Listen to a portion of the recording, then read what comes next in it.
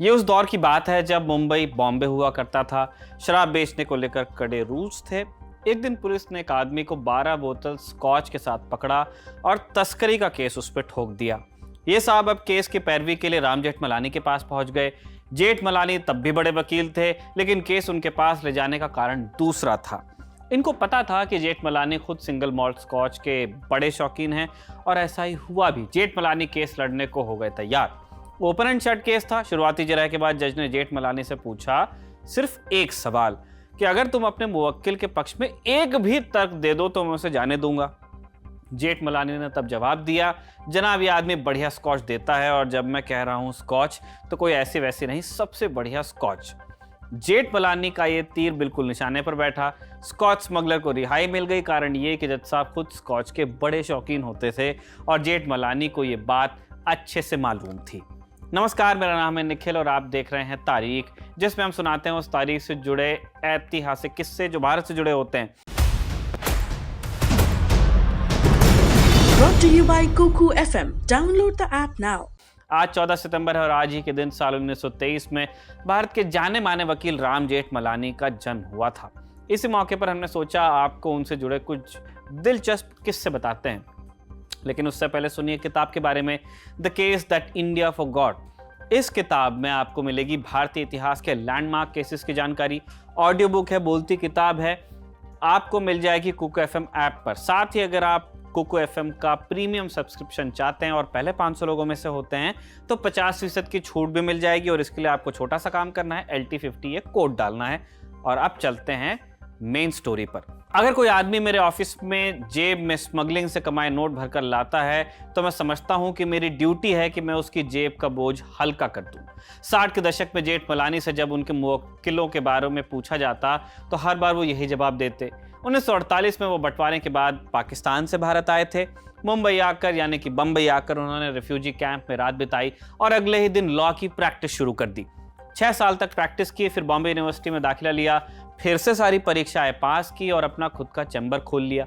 एक प्रोस्टिट्यूट भी वर्जिन बनाई जा सकती है, एक ये कोट है।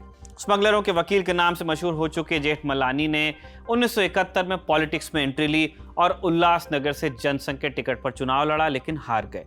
1971 में ही मीसा कानून पास किया गया। सरकार इस कानून का इस्तेमाल न सिर्फ स्मगलर्स के खिलाफ कर रही थी बल्कि अपने राजनीतिक प्रतिद्वंदियों को भी निशाने पर ले रही थी। और इसी चक्कर में जेठमलानी ने पॉलिटिकल केसेस भी लड़े। केशवानंद भारती केस में भी वो रणनीति बनाने वाली टीम में थे और केस के फैसले के बाद तब उनका एक बयान काफी फेमस हुआ था। जेठमलानी ने कहा, सुप्रीम कोर्ट ऑफ टिम्बकटू ने फैसला लिया है कि एक प्रोस्टिट्यूट भी वर्जिन बनाई जा सकती है रेट्रोस्पेक्टिव इफेक्ट से। आप विस्की पीजिए, मुझे विस्की पीने दीजिए। अब एक ये किस्सा है, साल 1977 था। जेठमलानी देश के सबसे बड़े वकीलों में से एक थे, लेकिन उनका दिल पॉलिटिक्स में ज्यादा था। उस दौर में उन्होंने अपने घर के बाहर एक बोर्ड लगा दिया था जिसमें लिखा था कि उन्होंने केसेस लेना बंद कर दिया। उसी साल आम चुनाव हुए। उन्हें जनता पार्टी के टिकट से बॉम्बे नॉर्थ वेस्ट की सीट से पर्चा भी मिल गया, टिकट मिल गया। उन्होंने पर्चा भरा। जनता पार्टी के अध्यक्ष मोरारजी देसाई शराब के सख्त खिलाफ थे। वही जेठमलानी का स्कॉच प्रेम जग जाहिर था, सब जानते हैं, हमने किस्सा आपको सुनाया भी। और वो पब्लिक में गिलास उठाने से भी गुरेज करते नहीं थे, शौकीन आदमी थे। एक रोज मोरारजी ने जेठमलानी से गुजारिश की कि वो कम से कम पब्लिक में न पिए। इस पर जेठमलानी ने जवाब दिया कि आप पिस्की पीजिए और मुझे विस्की पीने दीजिए। पिस्की से यहाँ मतलब है पेशाब। मोरारजी की यूरिन थेरेपी भी कम फेमस नहीं थी तो उन्होंने उसी से जोड़ करके तंज कस दिया था। जेठमलानी को मोरारजी कैबिनेट में इसी वजह से जगह नहीं मिली, ऐसा जेठमलानी बताया करते थे, उनका दावा था। 2 साल बाद जब मोरारजी सरकार गिर गई तो जेठमलानी मोरारजी से मिले और उनसे कहा, जिन्होंने आपको धोखा देकर आपकी सरकार गिराई उनमें से एक भी शराब नहीं पीता था। जेठमलानी और भौंकने वाला कुत्ता। तीसरा किस्सा, 17 जून 1987 देश भर के अखबारों के फ्रंट पेज पर एक स्टेटमेंट छपा, मुझे हर भौंकते कुत्ते को जवाब देने की जरूरत नहीं। उसी सुबह इंडियन एक्सप्रेस के एडिटर रामनाथ गोयनका जेठमलानी के महारानी बाग वाले फ्लैट पर पहुंच गए। उन्होंने देखा कि जेठमलानी कुछ लिख रहे हैं। गोयनका ने पूछा कि राम, तुमने आज सुबह का अखबार देखा? प्रधानमंत्री ने तुम्हें भौंकने वाला कुत्ता कहा है, अब तुम क्या करने वाले हो? जेठमलानी ने कोई जवाब नहीं दिया, वो लिखने में व्यस्त रहे और कुछ देर बाद एक चिट्ठी उठाकर गोयनका के हाथ में पकड़ा दी। चिट्ठी राजीव गांधी के नाम थी। लिखा था कि डियर प्राइम मिनिस्टर, आप भाग्यशाली हैं कि मैं सिर्फ भौंकने वाला कुत्ता हूं, कोई शिकारी कुत्ता नहीं। लेकिन याद रखिएगा कि कुत्ता भी तभी भौंकता है जब वो किसी चोर को देख लेता है। इसके आगे खत में उन्होंने लिखा कि वो अगले 30 दिन तक रोज राजीव गांधी से 10 सवाल पूछेंगे, या तो उन्हें उनका जवाब देना होगा या इस्तीफा। अगले दिन अखबारों की हेडलाइन में फिर कुत्ते वाली बात थी, लेकिन अब की बार लिखा था कुत्ते भौंकते हैं लेकिन चोरों पर। यह पूरा घटनाक्रम बोफोर्स घोटाले को लेकर हो रहा था और अगले 30 दिन तक इंडियन एक्सप्रेस के मुखपत्र पर जेठमलानी के 10 सवाल छपते रहे। बाकी अखबारों ने भी ये सवाल छापने फिर शुरू कर दिए। राजीव गांधी को अब तक साफ छवि का नेता समझा जाता था, एक आउटसाइडर माना जाता था उनको तो पॉलिटिक्स में। कुछ साल पहले ही प्रचंड बहुमत से जीत कर आए थे क्योंकि मां का देहांत हुआ था, हत्या हुई थी। लेकिन हर रोज उठते सवालों के बीच राजीव की चुप्पी ने देश की हवा बदल दी। बोफोर्स घोटाला अगले चुनाव में निर्णायक साबित हुआ और राजीव गांधी चुनाव हार गए। निर्णायक साबित हुआ ऐसा कई लोग मानते हैं, वैसे अनेक मुद्दे थे उनकी हार के। अब अगला एक और किस्सा है जेठमलानी से जुड़ा हुआ, ये भी कोर्ट से जुड़ा हुआ है। मेरी पहली बीवी तुम्हारी इकलौती बीवी से ज्यादा खुश है। जेठमलानी की पैदाइश पाकिस्तान के सिंध प्रांत के शिकारपुर में हुई थी। शुरुआती पढ़ाई बोर्डिंग स्कूल में हुई। जेठमलानी के पिता चाहते थे कि बेटा इंजीनियर बने, लेकिन जेठमलानी बनना चाहते थे लॉयर, क्योंकि दादा और पिता दोनों वकील थे। जेठमलानी ने 17 साल की उम्र में वकालत की पढ़ाई पूरी कर ली थी। उस समय वकील बनने के लिए 21 साल की उम्र होती थी जरूरी, लेकिन जेठमलानी के लिए विशेष सुविधा दी गई। मात्र 18 साल की उम्र में वो वकील बन गए, मतलब बार में शामिल कर लिए गए।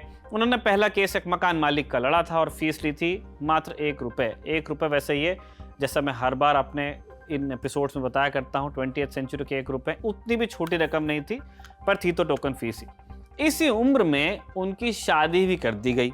दुर्गा नाम की एक लड़की थी, उसी से शादी हुई। दुर्गा से मिलने अपने दादा के साथ गए थे, लेकिन दुर्गा ने नजर तक नहीं मिलाई।